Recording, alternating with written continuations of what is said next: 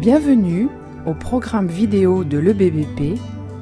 Écoutons maintenant le pasteur Bozzi.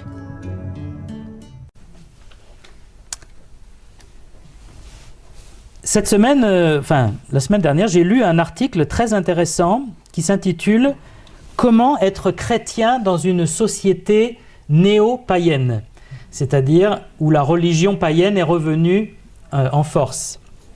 Et ça m'a rappelé plein de passages de la Bible et c'est resté sur mon cœur pour que nous voyions bien dans quel monde nous vivons. Et lorsque le Seigneur dit « n'aimez pas le monde », que l'on comprenne ce que ça veut dire. N'aimez pas le monde, il faut aimer le Seigneur, mais pas le monde. Quel monde ?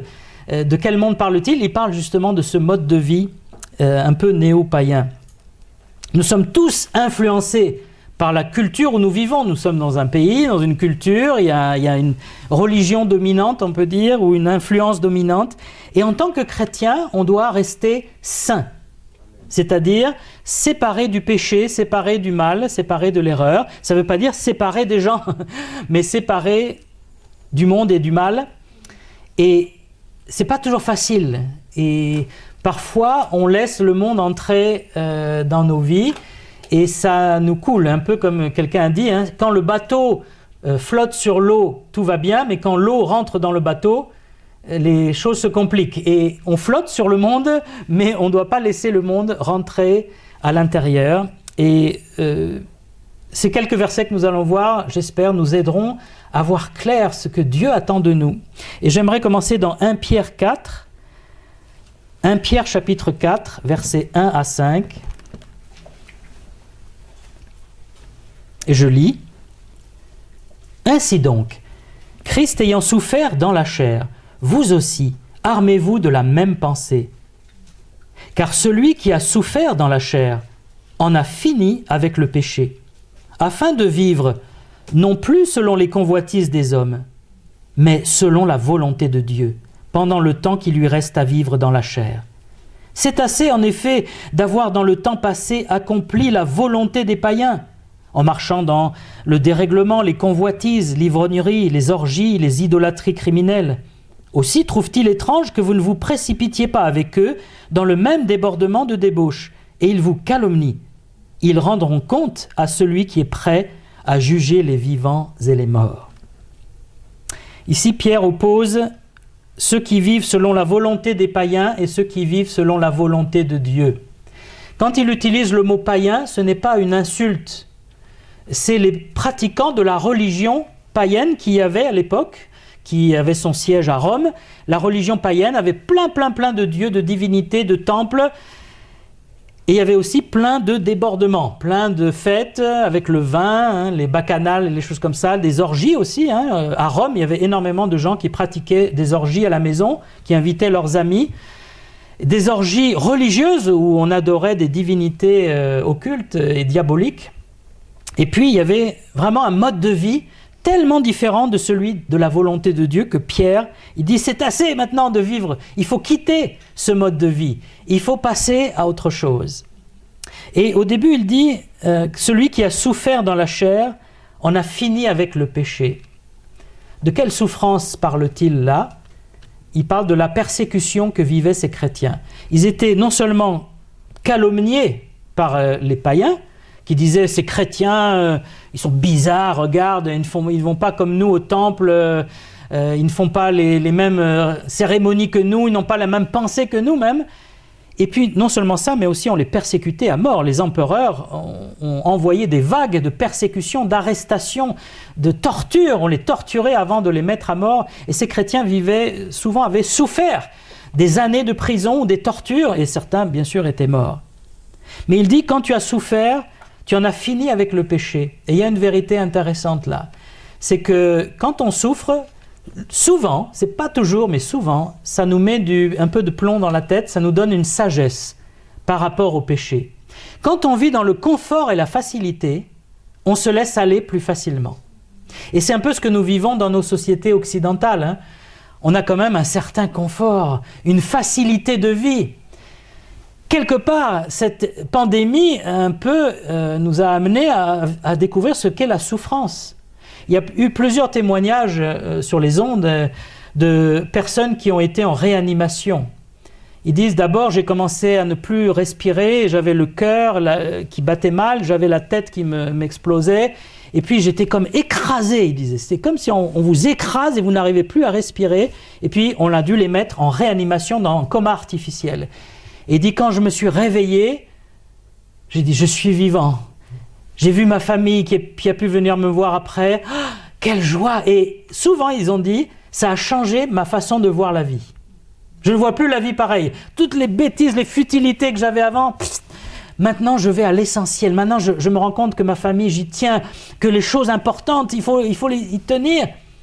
Parfois il faut souffrir une affliction, une épreuve pour comprendre que le péché nous détruit et détruit tout. Mais que la volonté de Dieu est bonne. Et c'est ça que nous devons pratiquer en tant que chrétiens. On ne doit plus vivre selon les convoitises des hommes, mais on doit vivre selon la volonté de Dieu. Qu'est-ce qui dirige la volonté des hommes aujourd'hui, la volonté des païens? Bien, c'est le prince de ce monde dont la Bible parle. C'est lui qui essaye d'influencer par les écoles. À l'école, on est influencé déjà. Au collège, au lycée, il y a déjà une sorte d'instruction dans le paganisme, néopaganisme. Et puis, le prince de ce monde, il influence des religions, il influence des philosophies, toutes sortes de choses.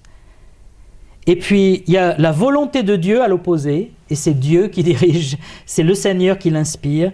Et on ne peut pas avoir les deux en même temps. Sinon, les deux s'opposent. La Bible dit que Dieu nous a délivrés, si nous sommes chrétiens, de la puissance des ténèbres. Et il nous a transportés dans un autre royaume, le royaume de son Fils. Avant de connaître Christ, j'étais dans le royaume et la puissance des ténèbres. Et ces ténèbres se voyaient dans mes yeux. Vous savez, les ténèbres dans les yeux, quand vous êtes perdu, quand vous êtes mal, quand vous avez la méchanceté ou quand vous avez la perversion en vous, les ténèbres, elles sont là. Déjà, on les voit à travers votre regard. Et quand Christ est venu, il m'a délivré de cette puissance des ténèbres qui me retenait dans le mal, parce que souvent je souffrais, je ne voulais pas. Mais c'était plus fort que moi, j'avais des convoitises. Ici, Pierre parle beaucoup de la convoitise. J'avais des pulsions. Et le Seigneur m'a délivré de ça, et il m'a transporté dans le royaume de son Fils. Alors le royaume de son Fils, ce n'est pas encore au ciel. Un jour, on va aller au ciel. Mais le royaume de son Fils, il est déjà sur terre. Et nous sommes dans le royaume de Dieu, dans le royaume de Christ sur terre, si nous avons Christ en nous, si nous sommes en Christ. Et ça, c'est merveilleux. Nous avons changé de royaume. Mais il y a des gens qui se disent chrétiens, qui n'ont pas changé de royaume. Ils vivent toujours selon les convoitises de leur cœur. Simplement, ils ont ajouté Jésus à leur panthéon, à leur prière. Si j'ai Jésus, normalement, ça devrait bien se passer. C'est lui qui donne la vie éternelle. Donc, je vais mettre Jésus dans ma vie. Mais bon, le péché, je le garde. Mais j'aurai Jésus, comme ça, il va me bénir. Il va me protéger. Il y a des gens qui vivent dans le péché, puis ensuite, ils vont prier à l'église en disant « Seigneur, bénis ma vie ». Ou des personnes, comme tu as dit, qui veulent que Dieu bénisse leur maison. Ils font n'importe quoi de leur vie. Et après, ils vont faire une prière à l'église, ils vont mettre de l'argent dans le tronc en disant « Seigneur, bénis ma maison ». Ça, c'est la religion païenne. C'est comme ça que ça fonctionne. La religion chrétienne, elle ne fonctionne pas comme ça. Si je connais Dieu, si je marche avec Dieu, ça se manifeste dans ma vie. Je ne marche plus selon mes convoitises. Et c'est pour ça que Jésus a dit « Si vous ne naissez pas d'en haut et de nouveau, vous ne verrez pas le royaume de Dieu. » On est né déjà de notre mère, et nous voulons remercier notre maman, tous, aujourd'hui spécialement, qui nous a portés, qui nous a élevés, qui nous a amenés au monde, avec notre père. Mais, ça y est, j'ai perdu ma pensée. Nous voulons remercier notre mère. Voilà, pour la première naissance, mais nous voulons aussi vivre une deuxième naissance spirituelle. Et ça, c'est par le Seigneur que c'est possible. Tant qu'on n'est pas né de nouveau, Jésus l'a dit, on ne peut pas voir le royaume de Dieu. C'est impossible. Et il a dit ça à un chef religieux, donc quelqu'un qui était très avancé dans la foi, dans la religion. Mais il n'avait jamais saisi cette vérité qu'il fallait naître de nouveau, qu'il fallait recevoir le Seigneur. Il y a des chrétiens aussi qui sont nés de nouveau, mais qui gardent encore leur convoitise et qui luttent. Ils sont boiteux. Un coup, ils vont avec Dieu et un coup, ils vont avec le péché. Et ils n'arrivent pas à s'en sortir. Voilà. Et je pense qu'on a tous vécu dans cette condition. Personne ne peut dire « non, moi je ne connais pas ». Non, on a tous été boiteux, on est tous encore peut-être boiteux quelque part. Hein. Mais ce que le Seigneur veut, c'est qu'on ne soit plus boiteux, qu'on soit vraiment dans la stature de Christ, qu'on soit solide dans la foi. Pour ça, il faut vraiment changer de royaume. Seigneur, les convoitises, c'était ma vie passée. C'est assez, en effet, d'avoir vécu dans ces convoitises, nous a écrit Pierre. C'est assez, il y a un moment, c'est fini. Il faut passer à autre chose, il faut passer à la volonté de Dieu. Qu'est-ce que Jean écrit aussi ? N'aimez pas le monde, ni les choses qui sont dans le monde. Si quelqu'un aime le monde, l'amour du Père n'est point en lui. 1 Jean 2, 15 à 17. C'est fort, hein ? Si quelqu'un aime encore le monde et les choses du monde, c'est-à-dire, il dit les convoitises de la chair, les convoitises des yeux, l'orgueil de la vie, l'amour du Père n'est pas en lui. C'est terrible. Il faut être un vrai chrétien, quelqu'un qui a l'amour du Père en lui et qui a mis de côté les convoitises. Le nouveau paganisme qui est pratiqué en France a 2 éléments principaux, selon l'article que j'ai lu. Chacun a son Dieu ou sa vérité. Ça, c'est le premier élément. Et le deuxième, c'est « ce qui compte, c'est mon plaisir maintenant ». Et ça décrit assez bien la société progressiste, moderne, occidentale, riche.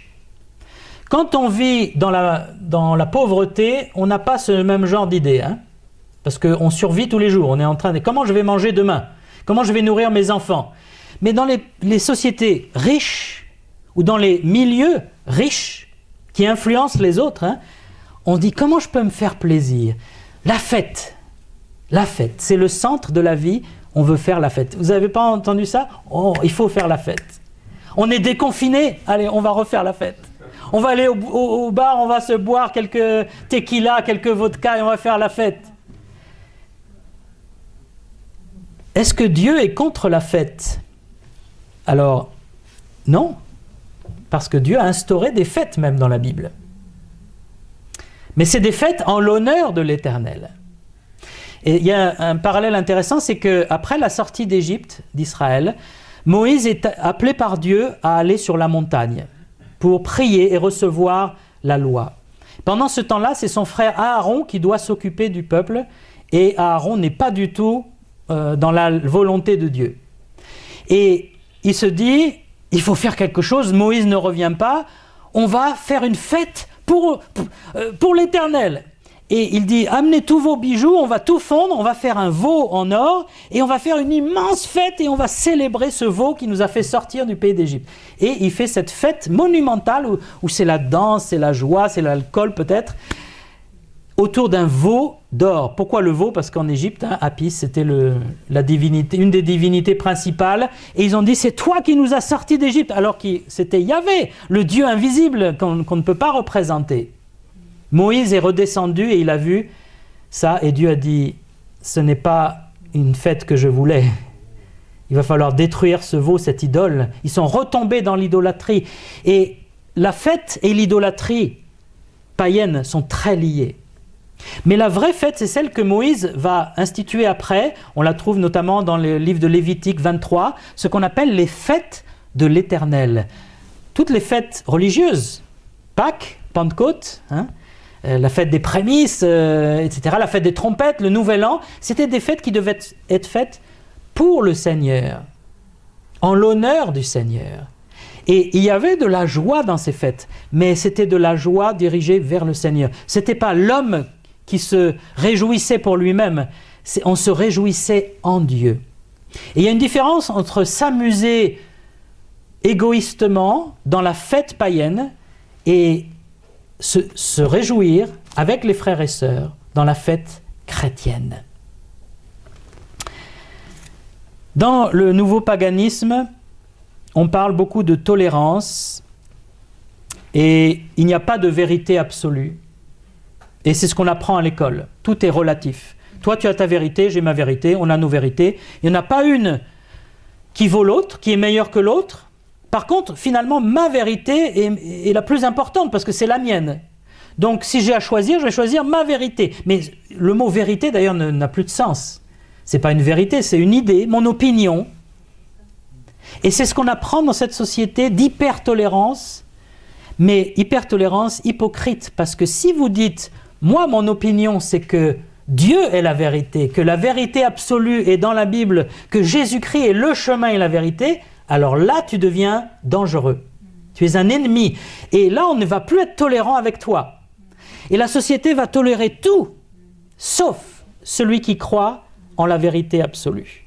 Et il faut bien se préparer à ça, à souffrir de persécution. Je dis bien de persécution parce que nous avons cet ami scientifique, biologiste, qui a travaillé sur le génome de la vache au CNRS en France et qui a été tellement harcelé par sa hiérarchie que son équipe en pâtissait. On ne voulait plus leur donner d'argent pour leurs recherches. On le critiquait. Ils sont allés voir dans sa vie ce qu'il faisait le week-end. Ils sont allés l'espionner le week-end et ils ont dit, ce week-end, ce dimanche, tu as été prêché dans une église au sujet de la création et de la Bible. C'est inadmissible pour un scientifique. Et tu ne peux pas continuer à faire ça. Et au CNRS, on ne peut pas vous virer comme ça, mais il a fini par démissionner parce qu'il ne voulait pas que son équipe souffre à cause de lui. En France, si tu crois en la création, tu es dangereux. Et c'est vrai que quelqu'un qui croit en une vérité absolue peut devenir dangereux si il n'a pas l'amour de Dieu. Regardez, à partir du VIe siècle, quand on regarde l'histoire de l'Église de Rome a commencé à s'imposer avec le pouvoir romain, avec l'empereur, et à devenir une dictature mondiale. C'était une dictature mondiale. Vous n'aviez pas le droit de penser autre chose que ce que le pape a dit. Et il y avait des chrétiens qui lisaient la Bible et qui ont dit « mais je ne suis pas d'accord, la Bible dit autre chose ». Et ils ont été pourchassés, mais vraiment espionnés. Il n'y avait pas de téléphone portable, mais on pouvait vous espionner à l'époque. L'Inquisition a recherché les gens dans les maisons et on vous enlevait de nuit. Et on faisait un procès secret et vous disparaissiez à jamais, votre famille n'entendait plus parler de vous, un peu comme ça se passe en Syrie. Mais ça existait dans tout le Moyen-Âge, cette inquisition de l'Église de Rome. Mais quand on a l'amour de Dieu, avec la vérité de Dieu, on est tolérant. La vraie tolérance, c'est d'accepter que quelqu'un d'autre ne croit pas pareil que vous. Et vous n'allez pas forcer les gens à croire comme vous. Nous, l'Église de Jésus-Christ, qui est représentée par toutes sortes d'églises dans le monde, qui croient en la Bible, ne persécute pas les gens, elle prêche l'Évangile. Elle est un groupe de chrétiens qui étaient des pécheurs, qui ont été rachetés par grâce, qui ne sont pas meilleurs que les autres. Ce n'est pas à nous de juger le monde, de dire voilà, nous sommes là pour annoncer la bonne nouvelle de Jésus-Christ. Et si les gens se convertissent, c'est merveilleux. S'ils refusent, nous pleurons, nous sommes tristes, nous prions pour eux. Mais nous ne pouvons pas les forcer, et nous ne sommes pas là pour les forcer, ou pour mettre des lois chrétiennes dans le pays. Nous voulons pratiquer la vraie tolérance, la liberté de conscience, d'opinion. Chacun peut avoir l'opinion qu'il veut. Par contre, pour aller au ciel, il faut suivre les Écritures, inspirées par Dieu. Mais je termine avec l'idée de la convoitise. Il y a plusieurs passages dans le Nouveau Testament qui disent aux chrétiens, maintenant il faut sortir de là, il faut changer de royaume. Éphésiens 2, il dit, vous étiez morts avant, par vos offenses, par vos péchés, dans lesquels vous marchiez autrefois, selon le train de ce monde, selon le prince de la puissance de l'air, le diable, de l'esprit qui agit maintenant dans les fils de la rébellion. Nous tous aussi, nous étions parmi eux. On était comme ça. Moi, j'étais dans le train de ce monde, dans le TGV même. J'allais à fond dans le péché, sans me soucier de Dieu. Tite 2,12, la grâce de Dieu nous enseigne à renoncer à l'impiété et aux convoitises mondaines pour vivre dans le siècle présent selon la sagesse, la justice et la piété. Il faut renoncer aux convoitises mondaines. Nous aussi, dit Paul à Tite 3.3, nous étions autrefois insensés, désobéissants, égarés, asservis à toute espèce de convoitise et de volupté, vivant dans la méchanceté et dans l'envie, dignes d'être haïs, et nous haïssant les uns les autres. Ça, c'était avant de connaître le Seigneur. Maintenant, il faut quitter tout ça. Et 1 Pierre dit, comme des enfants obéissants, ne vous conformez pas aux convoitises que vous aviez autrefois, quand vous étiez dans l'ignorance. Nous ne sommes plus dans l'ignorance. Maintenant, nous pouvons marcher dans la volonté de Dieu. Mais c'est à nous de le faire. Dieu ne peut pas nous forcer à marcher dans sa volonté. C'est à nous de dire, Seigneur, je suis ton enfant. Je veux te glorifier, je veux marcher dans ta volonté. Je ne veux plus marcher dans les convoitises d'avant. Les convoitises, ce n'est pas juste des désirs. On a tous des désirs. Oh, j'ai envie de ça, ou j'aimerais avoir ça. Ce n'est pas forcément mauvais, un désir. Une convoitise, c'est un désir profondément égoïste et addictif. C'est-à-dire, je ne peux pas faire autrement que d'avoir cette chose. Par exemple, vous aimez quelqu'un, vous convoitez une personne, il faut que vous la possédiez, cette personne. C'est pas que vous aimeriez bien passer du temps avec cette personne. Non, vous voulez la posséder. Qu'elle vous appartienne, qu'elle vous obéisse. Et vous êtes un jaloux maladif. Ou vous aimez certaines nourritures ou certaines choses ou certains produits, je ne sais pas. Mais ce n'est pas que vous les aimez, c'est que vous ne pouvez plus vous en passer. Vous ne pouvez pas vous passer de manger ou de boire certaines choses. C'est une addiction. La convoitise est toujours addictive. On ne peut plus s'en passer. Et elle demande toujours plus. C'est-à-dire, quelqu'un va dire, moi j'aime bien le coca. Ben, tu as le droit d'aimer le coca. Mais quelqu'un qui dit, moi il faut que je boive 2 litres de coca par jour, là il y a peut-être un problème là. J'ai pris le Coca-Cola. Et la convoitise, c'est quelque chose, ça ne s'arrête plus. Tu es prisonnier, tu es esclave, tu en souffres, et même tu arrives à la dépression, parce que la convoitise te détruit et détruit tout ce qui est autour de toi. Et le monde est basé sur la convoitise. Les publicités attisent notre convoitise en permanence. Il te faut ça à tout prix. Et il te manque ça, c'est pas possible, tu peux plus vivre sans ça. Et finalement, on tombe dans ce mode de vie païen. Et on est un chrétien malheureux. Au lieu de faire la volonté de Dieu, eh bien on va vers les citernes crevassées. Vous savez qu'il paraît que quand on est sur un bateau à la dérive et qu'on a soif, c'est très dangereux de boire de l'eau de mer. La tentation est là, vous avez soif, le soleil tape, et vous avez des milliards de mètres cubes d'eau autour de vous. Quand même, j'ai soif. Alors vous prenez de l'eau de mer, oui. Mais ça peut vous rendre fou, parce que l'eau de mer va vous donner soif encore plus, triplement. Et au bout d'un moment, vous pouvez mourir de boire de l'eau de mer. Et ceux qui ont survécu, ils ont dit « Ne touche pas à l'eau de mer, attends qu'il pleuve. » Attends qu'il pleuve. Ou alors, essaie de la changer, d'enlever le sel. Eh bien, c'est pareil avec la convoitise. Tu bois une goutte et ça y est, tu es accroché. Quand j'étais dans ce mode païen, quand j'étais athée, j'avais cette idée que la religion chrétienne doit être forcément triste, sombre. Parce que c'est ce que j'avais vu quand j'avais été au monastère. J'avais fait une retraite au monastère. C'est tout sombre. Les gens sont dans des petites chambres, les moines, avec une petite lumière, tout est sombre, il y a un vœu de silence, tout résonne dans la cathédrale. Et il faut parler comme ça, il faut chuchoter. Et puis tu te lèves à 4h du matin pour les vêpres, et tu te relèves à 6h, à 9h. Et j'ai fait ça une semaine. Et pour moi, c'était ça la vraie foi, le vrai christianisme. Ben là, il n'y a pas de joie, là, c'est morose. Tu es dans le renoncement à tout. Et moi, quand j'ai quitté ça, tout de suite, je suis revenu à mes anciennes habitudes. Le vendredi et le samedi, c'était la fête, avec les copains.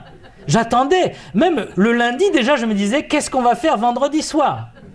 Et on s'appelait avec les copains. Alors, toi, t'achètes l'alcool, toi, t'achètes les cigarettes, on va jouer aux cartes. D'accord, on va jouer aux cartes toute la nuit. Ou alors, on va aller en boîte de nuit, etc., etc.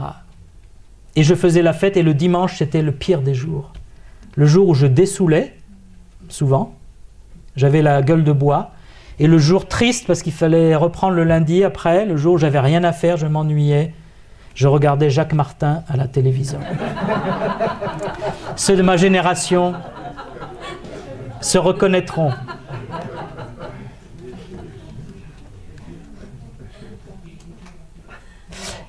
Et puis j'ai entendu l'évangile et j'ai découvert la vraie joie, qui est simple, qui est pure, qui est sans perversion, sans arrière-pensée, qui est sans égoïsme aussi. C'est une joie qui veut se partager.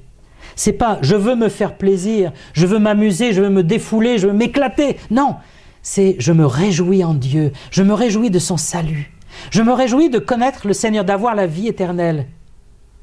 Mais ça, on peut dire « oui, mais ça c'est pour le futur, la vie éternelle ».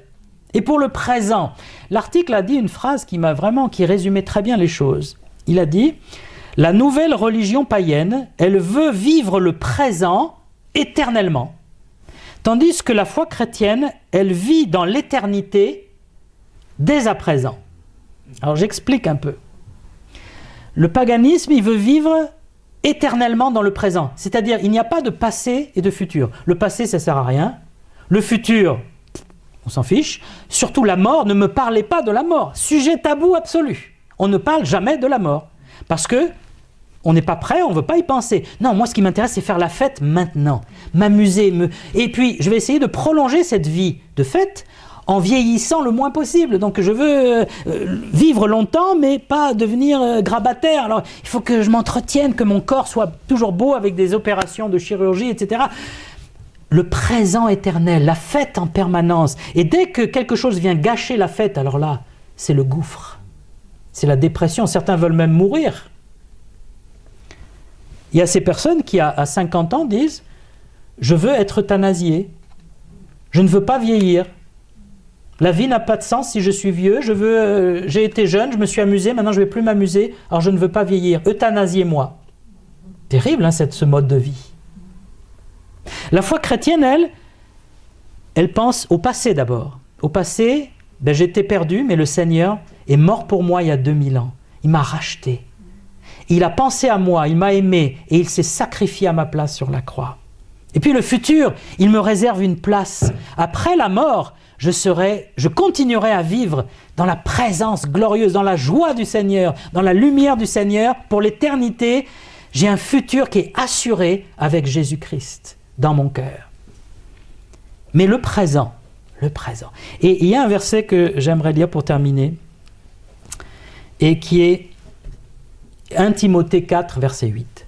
« Exerce-toi à la piété. L'exercice corporel est utile à peu de choses, tandis que la piété est utile à tout.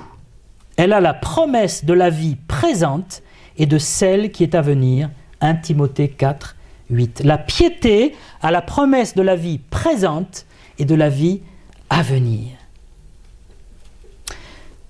Le corps, c'est bien, il faut l'entretenir. Dieu nous a donné un corps, il faut le garder. Mais tu peux vivre 100 ans en pleine forme et aller en enfer. Être perdu pour l'éternité. Donc, il faut penser à la piété. Et la piété, c'est pas ce qu'on imagine. La piété, c'est cette relation avec Dieu, cette obéissance, cet amour pour Dieu, cette communion avec Dieu. Et cette piété, elle commence maintenant. On ne va pas la voir seulement au paradis, au ciel. C'est tous les jours que le Seigneur est avec moi. Et si moi je marche avec lui, et que lui est avec moi, je suis heureux, je suis satisfait, je suis comblé, je n'ai pas besoin de toutes ces convoitises. Au début, Pierre avait dit, quand on souffre, on en a fini avec le péché. Mais il y a une autre vérité, c'est que quand on est en communion presque parfaite avec Dieu, on en a fini aussi avec le péché. Parce que le péché n'a plus d'attrait. Pourquoi on va vers les convoitises ? Parce qu'on a le cœur vide. On cherche à combler quelque chose. Il paraît qu'il y a des gens qui ont des achats compulsifs ou des repas compulsifs. Dès qu'ils ne se sentent pas bien, ils vont manger, ou ils vont aller au magasin, ils vont acheter. C'est un phénomène psychologique. Mais le chrétien, lui, il a le Seigneur. Je ne vais pas bien, le Seigneur peut combler mon âme. Et le contentement chrétien, c'est la plus belle chose qui soit, parce que c'est gratuit, tu n'as pas besoin d'aller au magasin, tu n'as pas besoin de manger, tu es content dans le Seigneur. Et c'est l'inverse de la pensée païenne. Tu dois toujours, oh il faut que j'aille voyager, oh il faut que j'aille visiter ce truc, il faut toujours plus. Alors tu as été voir les pyramides, après il faut aller voir les volcans, il faut que tu descendes dans le cratère du volcan parce que sinon il faut que tu fasses du parapente, il faut que tu fasses du parachutisme, il faut toujours un truc de plus et tu n'es jamais satisfait. En Christ, tu peux rester chez toi, tu peux aller dans ton quartier, tu peux visiter Paris, c'est tellement beau Paris, il y a tellement de choses à voir. Et déjà être content, René m'approuve, le vrai Parisien. Bien sûr, voyager n'est pas un péché, mais c'est dans quel esprit je fais toutes ces choses? Est-ce que c'est pour combler un vide? Ou c'est parce que le Seigneur m'appelle aussi? Dans les voyages, on peut témoigner, on peut découvrir de nouvelles cultures et apprendre. Mais si c'est juste pour combler un vide, alors je suis retombé dans le mode païen. Le Seigneur veut qu'on soit à part, qu'on soit séparés. Alors c'est, encore une fois, comme toujours, un choix à faire. Plus je serai près du Seigneur, plus je serai comblé. Plus je serai rempli de Dieu, de son amour et de sa joie. Dieu a de la joie. La Bible dit, il y a plus de joie dans le ciel pour un seul pécheur qui se repent que pour 99 qui se croient justes. Il y a de la joie dans le ciel. Il y a de la joie, comme chantait Trenet. Mais ça, c'est auprès de Dieu. C'est la vraie joie, profonde. Même si on est éprouvé, même si on est malade, on peut avoir cette joie. Ce n'est pas la joie païenne. Et que le Seigneur nous donne de discerner toutes ces choses et de les mettre en pratique.